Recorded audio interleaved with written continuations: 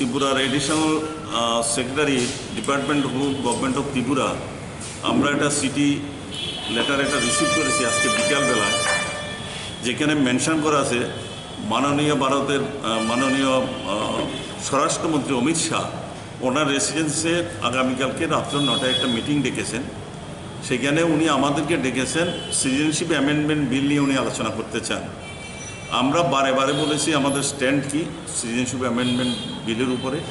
আমরা বলেছি এই অ্যামেন্ডমেন্ট বিল ধর্মের ভিত্তিতে জাতির ভিত্তিতে করা হচ্ছে, সেটাকে আমরা কোনো অবস্থাতে হতে দেব না। ভারতবর্ষকে আমরা জাতিগতভাবে আমরা সম্প্রদায়কে ভাগ হতে দেব না।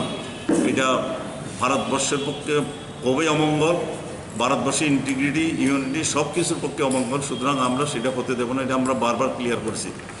আর কালকের যে মিটিং ডেকেছে সেটা আরেকটা ভাবতা, কারণ উনি অলরেডি বলে দিয়েছেন, ডিসিশন নিয়ে নিয়েছেন যে উনি সিটিজেনশিপ অ্যামেন্ডমেন্ট ভারত সরকার প্রয়োগ করবে।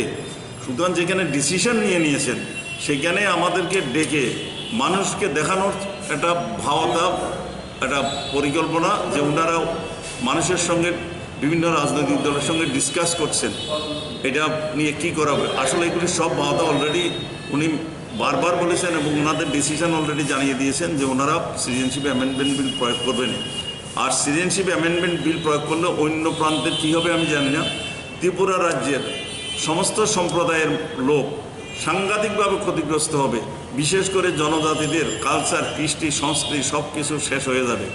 এটা একটা বিরাট আঘাত নেমে আসবে এবং সবাই এটা কুফল ভোগ করবে। সুতরাং আমরা এটাকে অপোজ করছি। কালকে সেই জন্য আমরা অমিত শাহের যে মিটিং ডেকেছে সেটাতে আমরা অ্যাটেন্ড করছি না।